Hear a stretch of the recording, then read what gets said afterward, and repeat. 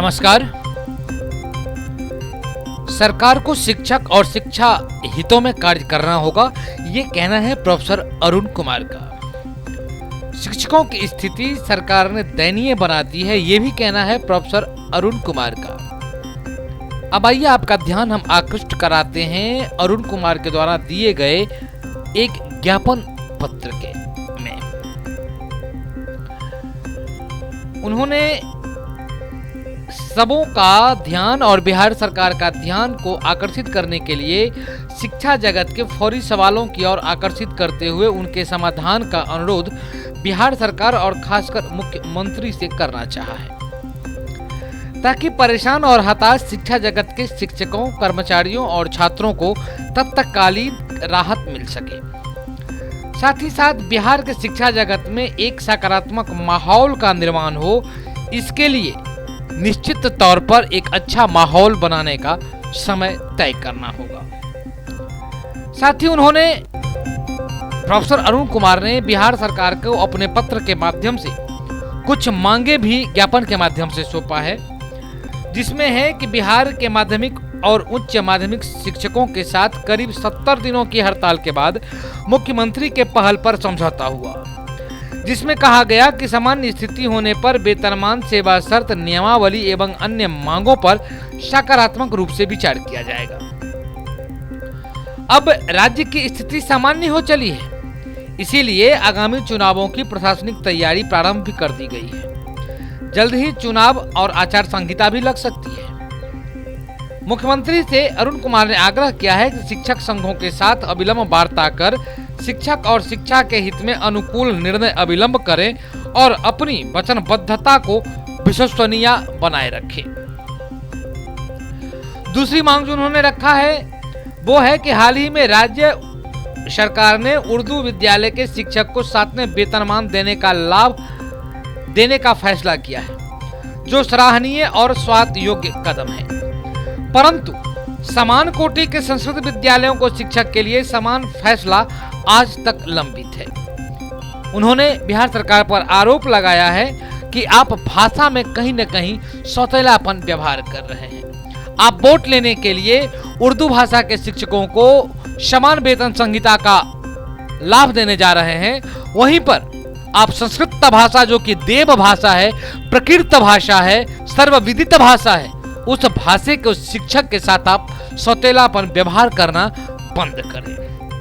तीसरी मांग उन्होंने रखा है कि अनुदानित इंटर महाविद्यालय और डिग्री महाविद्यालयों के शिक्षक और कर्मचारियों को 7-8 सालों से लंबित अनुदान को तुरंत निर्गत किया जाए। इस तरीके कई और मांगों उन्होंने रखा है, जिसमें मुख्य रूप से रखा है कि नव अंगीभूत महाविद्यालयों में 80 के दशक से कार्यरत कुछ शिक्षकों के पक्ष में माननीय उच्च न्यायालय और उच्चतम न्यायालय का फैसला है कि उसके तमाम बकाये का भुगतान किया जाए, उनकी सेवा को भी अस्थायी माना जाए। मुख्यमंत्री ने इस आलोक में आज तक कोई पत्र निर्गत नहीं किया। इस तरीके से कई तरीके के और मांग उन्होंने मुख्यमंत्री को ज्ञापन के माध्यम से सौंपा है और साथ ही कहा है कि चुनाव की आचार संहिता लगने से पहले ही मुख्यमंत्री को चाहिए कि इन सभी मांगों पर बिंदुवार विचार विमर्श करके इसका नोटिफिकेशन जारी करे, नहीं तो शिक्षक और शिक्षा जगत के तमाम कर्मचारी आंदोलनरत होंगे, जिसकी सारी जिम्मेवारी बिहार सरकार के ऊपर होगी। स्नातक क्षेत्र पर भी चुनाव सीपीएम के लोग लड़ने की बात कर रहे हैं, तो दोनों सीट वो लड़ेंगे यह भी संभव नहीं है।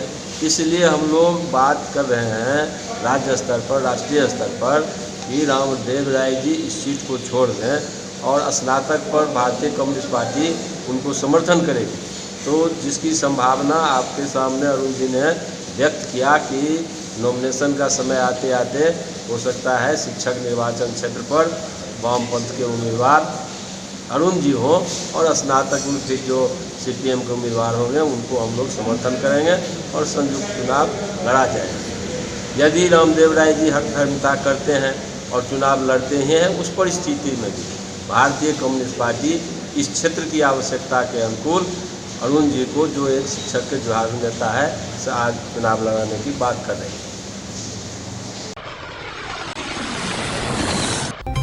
मौसम विज्ञान के अनुसार करीब 2 दिन पहले ही ये पूरे देश भर में और राज्य भर में अलर्ट कर दिया गया था कि भारी बारिश होने की संभावना है। बावजूद इसके नगर निगम प्रशासन के द्वारा कोई तैयारी नहीं की गई, जिसका अंजाम ये हुआ कि सारा शहर दरभंगा से लेकर लहरियासराय तक लगभग शहर के विभिन्न चौक चौराहा झील के रूप में तब्दील हो गई।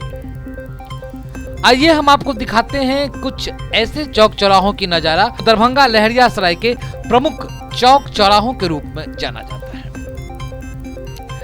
आप देख रहे हैं टीवी स्क्रीन पर, ये मामला है करमगंज उर्दू बाकरगंज का। शहर के बीचों बीच अवस्थित ये मोहल्ला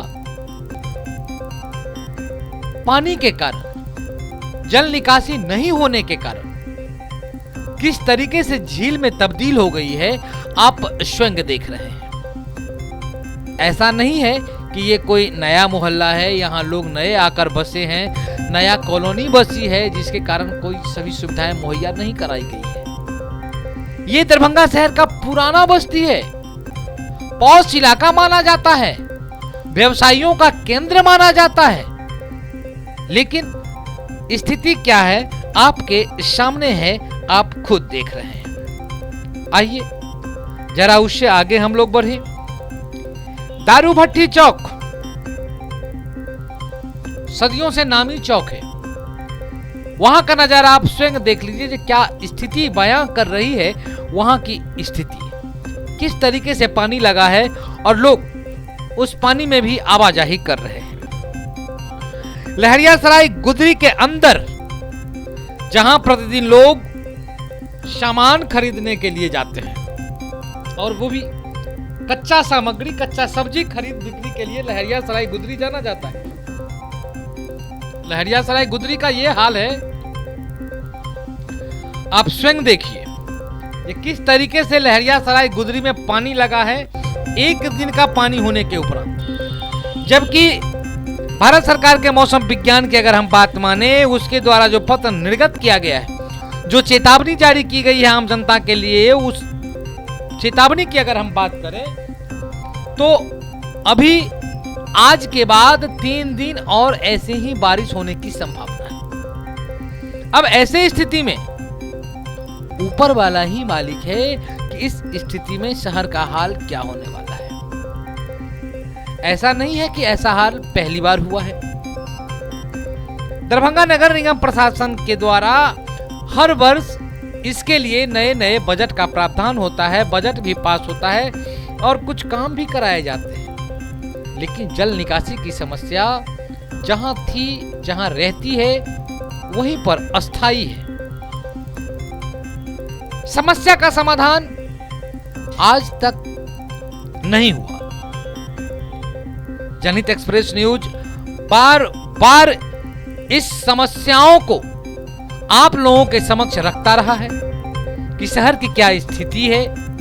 अगर 1 घंटे बारिश हो जाए तो जो नगर निगम प्रशासन पूरे शहर को संभालने की जिम्मा रखता है, वो खुद पानी में डूब जाता है। अगर नगर निगम कार्यालय की ही हम बात करें तो अगर शहर में 2 घंटे की बारिश हो जाए तो नगर निगम कार्यालय के चारों दिशाओं में सिर्फ और सिर्फ पानी ही नजर आती है। अब देखिए, अब हम आपको दिखाते हैं कि वहां के जो स्थानीय निवासी है, जिस मोहल्ले में ये पानी हो रहा है, जल जमाव की समस्या है, वहां के जो स्थानीय निवासी हैं, उन स्थानीय निवासियों के द्वारा क्या कहा जाता है, आप स्वयं देखिए। लेकिन पानी निकलने का आगे से जो है ना बहुत दिक्कत है। आगे जिला स्कूल पास नर्सरी जो है वहाँ से पानी नहीं निकल पाता है। इधर तो पार्षद जी काम कर पाते हैं बढ़िया से, लेकिन आगे जो नाला है ना जिला स्कूल के पास, वहाँ से पानी निकलने में पश्चिम तरफ दिक्कत होता है। पहले भी लगा है या लगातार अभी लगा है? तो पहले से भी मतलब हालत और ज़्यादा खराब हो गया इधर, तो देखते रहे क्या हालात है इधर। तो कौन सा वार्ड है? ये 2 वार्ड पड़ता है। एक ये हमारे दाएं साइड में है 37 वार्ड और बाएं साइड में 32 वार्ड पड़ता है। कौन सा जगह है? करमगंज चौक। मोहल्ला करमगंज। क्या नाम हुआ? मोहल्ला अपना कर्म रचो। नाम नाम नाम बताओ। नाम मोहम्मद हीरा नानवाई।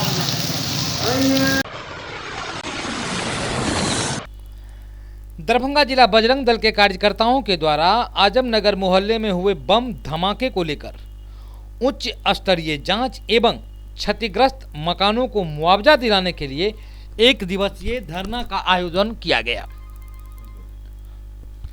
लहरियासराय धरना स्थल के प्रांगण में बजरंग दल जिला दरभंगा इकाई की ओर से बजरंग दल के जिला संयोजक राजीव प्रकाश मधुकर की अध्यक्षता में आजमनगर में हुए 5 जून को बम कांड की उच्च स्तरीय जांच नहीं हुई, उसको लेकर 1 दिवसीय धरना दिया गया। धरना में जमकर नारेबाजी हुई और मांगों को रखा गया। दरभंगा जिला के आजमनगर मोहल्ले में हुए बम धमाकों से दर्जनों घर क्षतिग्रस्त हो गए थे और बहुत बड़ा धमाका प्रतीत हुआ था।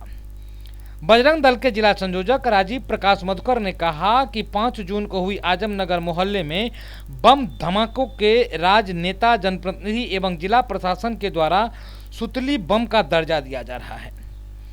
वहीं मधुकर ने अपने वक्तव्य में कहा कि अगर यह बम सुतली बम थी तो इसके धमाके से 5 किलोमीटर के अंदर इतनी बड़ी आवाज क्यों आई और उसके 1 से 1.5 किलोमीटर के अंदर इस धमाके से घरों की सामान्य क्षतिग्रस्त नहीं हुई, जबकि बहुत बड़ी क्षति हुई है। उन्होंने जिला प्रशासन से कहा है कि इस घटना को उच्च स्तरीय स्तर पर जांच कराई जाए, नहीं तो बजरंग दल अनवरत आंदोलन करती रहेगी।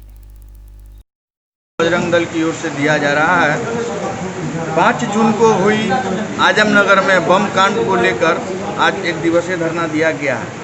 यह जो कांड थी बम धमाका, यह कोई छोटी मोटी धमाका नहीं थी जिसे नेताओं के द्वारा और जिला प्रशासन के द्वारा जो है लिपापोती किया जा रहा है। हम लोगों ने बजरंग दल की ओर से 6 तारीख को उस कांड को लेके बम धमाका को लेके हम लोगों ने उच्च स्तरीय जांच की मांग की थी, जिसका प्रतिलिपि हमने जिलाधिकारी, एसएसपी महोदय, डीजीपी महोदय, मुख्यमंत्री और उप मुख्यमंत्री को हम लोगों ने भेजा, जिसका अभी तक हम लोगों का कोई रिपोर्ट नहीं आया और जानकारी के माध्यम से अभी तक जो है एनआईए जांच नहीं हुई है। उसके लिए हम लोग आज फिर से पुनः बजरंग दल की ओर से आज 1 दिवसीय धरना के माध्यम से हम लोगों ने फिर से उस जांच की मांग की है, जिसे कुछ राजनेताओं के द्वारा लिपापोती कर सुतली, इतने बड़े धमाकों को सुतली बम कह के लिपा जा रहा है। दूसरा, वहीं लगभग 1 दर्जन लोगों का उस धमाका में घर क्षतिग्रस्त हुआ, उसकी क्षतिपूर्ति मुआवजा मिले, इसके लिए भी हम लोग आज धरना उस संबंध में भी दे रहे हैं। हम लोग का आज धरना की मांग है कि उस कांड को दबाया नहीं जाए, क्योंकि आए दिन जिला प्रशासन को इससे पहले वाली कांड को दबाने के कारण आज फिर से नया कांड उसने किया है। उसके परिवार में पीछे कई कांड हो चुकी है, बिना लाइसेंसी तरीके से वो काम कर रहे हैं, उस पर प्रशासन अविलंब प्रतिबंध लगाए। दूसरा कि हम लोगों ने अभी तक कई मुद्दाओं पर बात की है प्रशासन से, जिससे अभी तक प्रशासन के द्वारा कोई भी कार्य नहीं हुआ। दरभंगा के अंदर कितने गैर लाइसेंसी फटाके की दुकान है, जो और कितने फटाकों पर भगवान के देवी देवताओं के जो हनुमान जी का, राम जी का तस्वीर लगा फोटो चिपकाया जाता है, उसे बंद कराने का हम लोगों ने मांग किया था, वो अभी तक नहीं हुआ। दरभंगा टावर पर एक बम के दुकान पे हनुमान जी का फोटो लगाया हुआ, उसमें अपना दुकान का नाम दिया, मैंने उसका भी आवाज़ लगाया, उसके लिए भी आवाज़ लगाया था, वो भी अभी तक नहीं हटा। तो ये जिला प्रशासन की मनमानी चल रही है, दोहरी नीति चल रही है, इसे बजरंग दल बर्दाश्त नहीं करेगी। हमें वहाँ की बम धमाके की उच्च स्तरीय जांच हो और वहाँ के लोगों के साथ जो क्षतिग्रस्त परिवार हैं उनको मुआवजा मिले। हम लोग का मांग यही है। क्या नाम हो? राजीव प्रकाश मधुकर, बजरंग दल, जिला संयोजक दरभंगा। 2020 को जो आजमनगर में बम धमाका हुआ, वो छोटी मोटी बम धमाका नहीं थी, वो बहुत बड़ा बम धमाका था, जिसके कारण अगल बगल के दर्जनों घर क्षतिग्रस्त हो गए। साथ ही जिस घर में ये बम कांड हुआ, उसका जब पीछे का इतिहास हम लोगों ने कुरेदना शुरू किया, तो उसमें मालूम हुआ कि विगत कुछ साल पहले भी, लगभग 10, 15, 20 साल कह रहे हैं लोग, जो एक बम उन्होंने नदी साइड पीपल पेड़ के नीचे भी गाड़े थे, जो विस्फोट किया था। उसके बाद भी प्रशासन के साथ भी एक बार लोग का पंगा हुआ, जो प्रशासन को लगभग 1 किलोमीटर की दूरी में लोग खदेड़ करके भगाए हुए हैं। ऐसी घटना विगत सालों से चलती आ रही है, जिसको संज्ञान में लेते हुए प्रशासन ने आज तक भी उन पर कार्रवाई नहीं की। और इतनी बड़ी घटना, ये षड्यंत्र कैसा रचा जा रहा था, ये कल्पना से पड़ी है, जिसमें 3 किलोमीटर एरिया में पूरा एरिया दहल गया था। उसकी धमाका से अभी भी डर सहमे हुए लोग हैं उस क्षेत्र में। तो आज जिला प्रशासन से ये मांग करते हैं कि इतनी बड़ी घटना फिर दरभंगा में इतिहास न बने, उसको ध्यान में रख करके इसको उच्च स्तरीय जांच कराया जाए। साथ ही जिनका घर क्षतिग्रस्त हुआ है उनको मुआवजा देने की कृपा करें, ऐसी आग्रह आज हम लोगों ने धरना के माध्यम से रखा है। क्या नाम हुआ आपने? रुद्र नारायण, जिला प्रचार प्रमुख, किनके राष्ट्रीय स्वयंसेवक संघ दरभंगा। किनके समक्ष ये धरना दे रहे हैं? बजरंग दल, जिला प्रशासन। वहीं दूसरी तरफ इसी घटना को लेकर भारतीय जनता पार्टी के बिहार स्तर के भाजपा नेत्री धर्मशीला गुप्ता ने भी घटना स्थल का निरीक्षण कर जायजा लिया। भाजपा नेत्री ने पहले आजमनगर में जिस मकान में बम धमाका हुआ था उस मकान का निरीक्षण किया, साथ ही अगल बगल के जो मकान ध्वस्त हो गए थे बम धमाके में, जो क्षतिग्रस्त हुए थे, उस मकानों का भी उन्होंने जायजा लिया, निरीक्षण। यहाँ की जनता, जो लोग पीड़ित हैं बम धमाके से, जो हमारे सामान्य जनता हैं, पीड़ित हैं, उन लोगों ने मुझे बुलाया था कि मैडम आप एक बार आकर के देख लीजिए। और जो लोग पीड़ित हैं, जिनका आवास क्षतिग्रस्त हुआ है, जिनके जान माल की क्षति हुई है, उनकी मुआवजा के लिए उन्होंने हमसे कहा था। तो आज स्थल निरीक्षण के दौरान लग रहा है कि काफ़ी घरों को नुकसान हुआ है। तो जिन लोगों का आवास मतलब कि जल गया है या बच्चे जल गए हैं, तो उनको हमारी सरकार निश्चित रूप से उनकी भरपाई करेगी और प्रधानमंत्री आवास योजना के माध्यम से या फिर अन्य योजना के माध्यम से उनकी क्षतिपूर्ति की जाएगी। लेकिन ये बहुत ही दुर्भाग्यपूर्ण है कि इतनी बड़ी घनी आबादी में एक बम का विस्फोट होना इस दुर्भाग्यपूर्ण है। लेकिन हमारे नगर निकाय और हमारी सरकार भी इसकी उच्च स्तरीय जांच की जा रही है। जो लोग इसमें दोषी निकलेंगे तो फिर उनको सजा दी जाएगी। क्या नाम हुआ? डॉक्टर धर्मशीला गुप्ता, प्रदेश मंत्री भाजपा।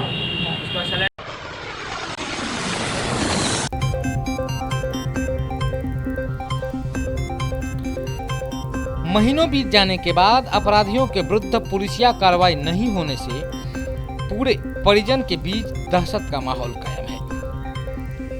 अपराधियों का मनोबल ऊंचा बढ़ने के कारण लगातार जान से मारने की धमकी दी जा रही है।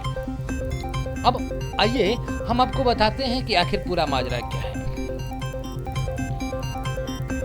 लहरियासराय थाना में 1 महीना पूर्व मामला दर्ज होने के बाद भी अभी तक अपराधियों की न तो शिनाख्त की गई न ही कोई कार्रवाई की गई, जिसको लेकर अपराधियों का मनोबल इतना बढ़ गया कि पुनः जान से मारने एवं मकान को बम से उड़ा देने की लगातार धमकी दी जाने लगी है। फिर भी स्थानीय पुलिस के द्वारा कोई कार्रवाई नहीं की जा रही है, जिसके कारण पीड़ित परिजन दहशत के माहौल में जी रहे हैं और घर में कोई भी परिजन बाहर निकलना दुश्वार समझते हैं। लहरियासराय थाना क्षेत्र के गयासचक मोहल्ला निवासी बशीम अहमद खान के पुत्र रेहान अहमद खान, उनके मोबाइल नंबर 8651376000 पर 21 मई को 714167 नंबर से गंदी गंदी गालियां देते हुए जान से मारने की धमकी दी गई, जिसको लेकर लहरियासराय थाना में 23 मई को कांड संख्या 268/20 के तहत एक प्राथमिकी दर्ज कराई गई और मोबाइल रिकॉर्डिंग भी प्रस्तुत किया गया। परंतु पुलिस के द्वारा अभी तक कोई कार्रवाई नहीं होने पर पुनः उक्त नंबर पर अपराधियों के द्वारा उसी नंबर से जान से मारने एवं पूरे मकान को बम से उड़ा देने की धमकी दी गई। इस संदर्भ में पीड़ित आवेदनकर्ता रेहान अहमद खान ने कहा कि मुझे लगातार धमकी दी जा रही है और सारा मोबाइल रिकॉर्डिंग की जा रही है। सारा मोबाइल रिकॉर्डिंग थाना को प्रस्तुत भी किया गया, परंतु कोई कार्रवाई नहीं की गई। उन्होंने आशंका जाहिर करते हुए कहा कि पुलिस की इस लापरवाही के कारण अपराधियों के द्वारा किसी भी समय उनके पूरे परिवार को जान माल की क्षति की आशंका लगी रहती है। आइए हम आपको दिखाते हैं कि रेहान अहमद खान ने प्राथमिकी दर्ज कराने के बाद मीडिया से मुखातिब होते हुए क्या क्या बातें कही हैं। आप स्वयं देखिए, स्वयं सुनिए। क्या मुद्दा है? जी आज सर इसलिए अब प्रेस कॉन्फ्रेंस बैठा ले कि 23/5/2020 से हमको धमकी आ रहा है। एक ऐप द्वारा नंबर से हमको बार बार धमकी दिया जा रहा है, गोली मार देंगे, बम मार देंगे, तुमको मार देंगे, मिल्लत कॉलेज के यहाँ पे आ जाओ, करमगंज इधर उधर जिधर जाओ उधर मार देंगे। और सर ऐसा हमने कल 24/6/2020 को भी कॉल आया है हमको, कल 4 बजे शाम में बार बार एक ही बात बोला जा रहा है कि तुमको हम गोली मार देंगे, तुम्हारे घर पे बम मार देंगे। और उसके बाद 23 को जो कॉल आया था तो मैंने थाना अध्यक्ष लहरियासराय वो आवेदन दिया, ठीक है, कि सर ऐसे ऐसे हमको धमकी आ रहा है, हम उनसे जाके मिले। फिर कल भी आया था हमको कॉल, तो कल भी हम थाना प्रभारी से जाके मिले थे, तो वो थे नहीं, बोले कि आपको जो भी कॉल आ रहा है वो आप हमको फॉरवर्ड कीजिए, ठीक है। उनको हम जाके फॉरवर्ड कर दिए। उसके बाद सर हमको यही रिक्वेस्ट है प्रशासन से कि जल्द से जल्द कार्रवाई होनी चाहिए, सख्त से सख्त कार्रवाई होनी चाहिए। हमारी जान को खतरा है, परिवार दहशत में है, अब घर से बाहर नहीं निकल रहे हैं, ठीक है। और सर ये बोल रहा है 1 महीना हो गया, 1 महीना से अभी तक कोई रिजल्ट नहीं आ रहा प्रशासन के द्वारा, ठीक है। हम चाहते हैं कि जल्द से जल्द कार्रवाई होनी चाहिए सख्त से सख्त। कारण क्या लगता है, क्यों आपको हो रहा है? सर ये हमको नहीं पता, उसका सिर्फ फ़ोन आता है, पूछते हैं तो कुछ नहीं बताता है, गंदी गंदी गाली बोलता है और सीधे कहता है गोली मार देंगे, बम मार देंगे। कारण कुछ समझ में आ रहा है जी? कारण कुछ समझ में आ रहा है? नहीं सर, हमको कुछ कारण समझ में नहीं आ रहा, क्यों आ रहा है हम पहचान भी नहीं रहे हैं। ऐप के नंबर से फ़ोन आ रहा है बार बार हमको, और एक दिन में सर 10-10 बार कॉल करता है। सब रिकॉर्डिंग है मेरे पास, टोटल रिकॉर्डिंग हम किए हुए हैं, जो पेन ड्राइव करके थाना पे भी हम दिए हुए हैं। विवाद भी है किसी से आप लोगों का? जी? आपका विवाद भी है किसी से? नहीं, किसी से कुछ नहीं, किसी से कुछ नहीं है। पढ़ते हैं मिल्लत कॉलेज में, पार्ट 2 के छात्र हैं, बस। अब किसी से कोई लफड़ा नहीं है, कोई झगड़ा या कुछ ऐसा नहीं है। क्यों आ रहा है, किस वजह से आ रहा है, ये हमको नहीं पता है, ठीक है। क्या नाम हो गया आपका? रेहान खान। पिता का नाम? वसीम अहमद खान। कहाँ के रहने वाले हैं? जी? पूरा एड्रेस बताएं अपना। मोहल्ला मिर्जा सर, थाना कौन सा है? लहरियासराय थाना। ये बताइए जो आपको धमकी दे रहा है, आखिर वो आपसे क्या चाह रहा है, क्यों ऐसा कर रहा है, आपने पूछा उससे? यह सब कुछ बोल नहीं रहा, वो सिर्फ इतना धमकी दे रहा है कि हम तुमको मार देंगे, 1 हफ्ता में मार दे, 10 दिन में मार दे, 5 दिन में मार दे, तुम बाहर नजर आओगे हम तुमको मार देंगे। इसको लेकर लहरियासराय थाना में कब कब आवेदन दिया आपने? हमने 23/5/2020 को आवेदन दिया था और उनको रिकॉर्डिंग में पेन ड्राइव में हमने दिया था, ठीक है। अभी तक उस पर कोई कार्रवाई नहीं। कितना दिन हुआ आवेदन दिए हुए? 1 महीना हो रहा है सर। तो क्या अभी तक आपके आवेदन पे कोई सुनवाई नहीं हुई? कोई सुनवाई नहीं हुआ अभी तक। ऐसे में फिर आगे आप क्या करेंगे? आगे सर ऐसे संडे तक हम देख रहे हैं, नहीं तो फिर IG साहब से हम मिलेंगे जाके, ठीक है। अगर सर हमको कुछ होगा तो मेरी जान को अगर कुछ होता है सर तो इसके जिम्मेदार पुलिस ऑफिसर होंगे लहरियासराय।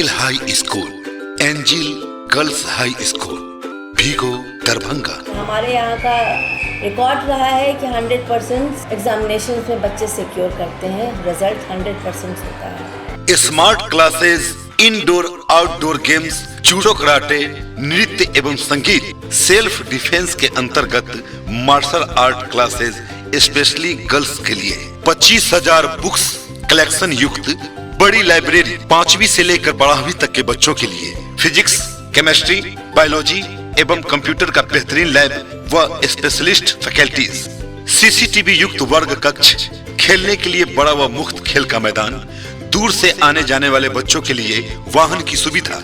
बीपीएल कार्ड जो भी बच्चों का है उसमें इस ईयर भी 10 स्टूडेंट्स फ्रॉम स्टैंडर्ड 1 फ्री में उनका एडमिशन्स होगा और उनको जो भी फैसिलिटी प्रोवाइड की जाएगी वो एंजल हाई स्कूल करवाएगी। और इन सभी कारणों से मैं जो देख रहा हूँ अपने एंजल हाई स्कूल में जितने भी एजुकेटेड लोग हैं वो अब आहिस्ते आहिस्ते हमारी तरफ खींचते चले आ रहे हैं। मैं उन सभी लोगों का शुक्रिया अदा करता हूँ। Angel high school, Angel girls high school, Bhigo Darbhanga. सत्र 2020-21 के लिए नामांकन प्रारंभ।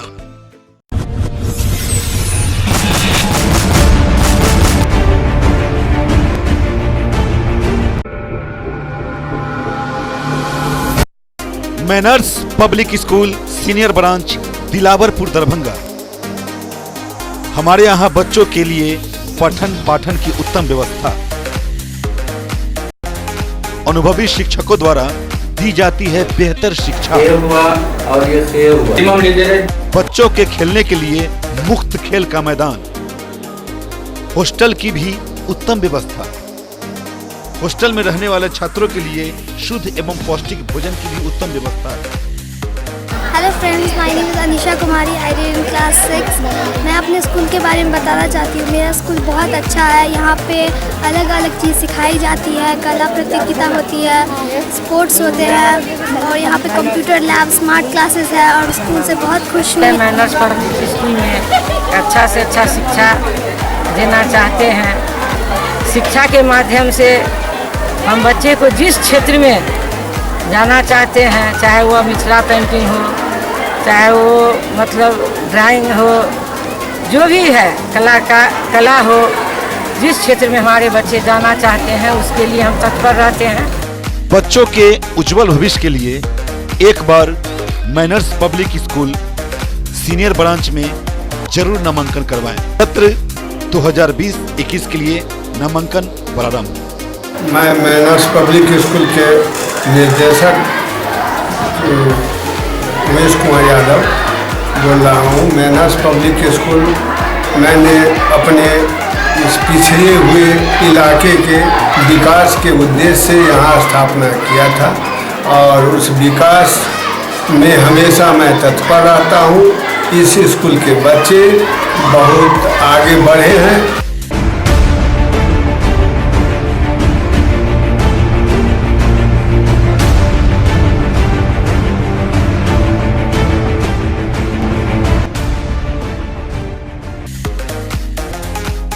Manners public school junior branch Dilawarpur Darbhanga.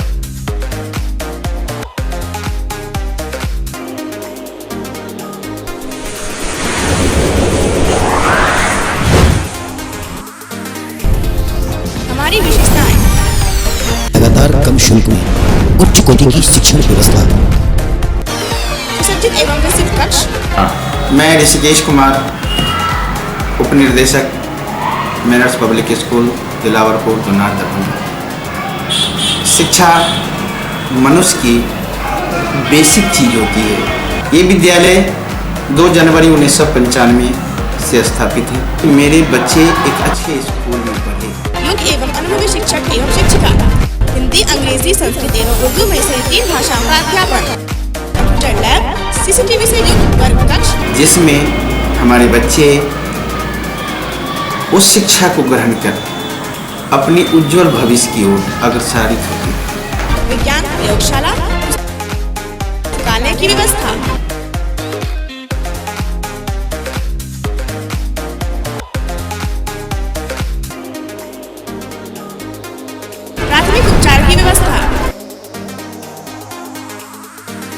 Kalpana Kumari, प्रधानाध्यापिका manners public school की ओर से आप सभी अभिभावकों का तहे दिल से शुक्रिया करती हूँ, जो आप लोगों ने मेरा अभी तक इतना सहयोग किया है और आगे भी आपसे उम्मीद करती हूँ कि आप हमारे उम्मीद में आप सहयोग हमेशा बनाए रखेंगे। अंकन के लिए 2020 और 21 सत्र के लिए आप लोग हमसे फिर से एक बार संपर्क करें। धन्यवाद। हमारा लक्ष्य स्वाध्याय, स्वावलंबन, अनुशासन, समय पालन, सेवा भाव, मातृ पितृ एवं गुरु। सत्र 2020-21 के लिए नामांकन प्रारंभ।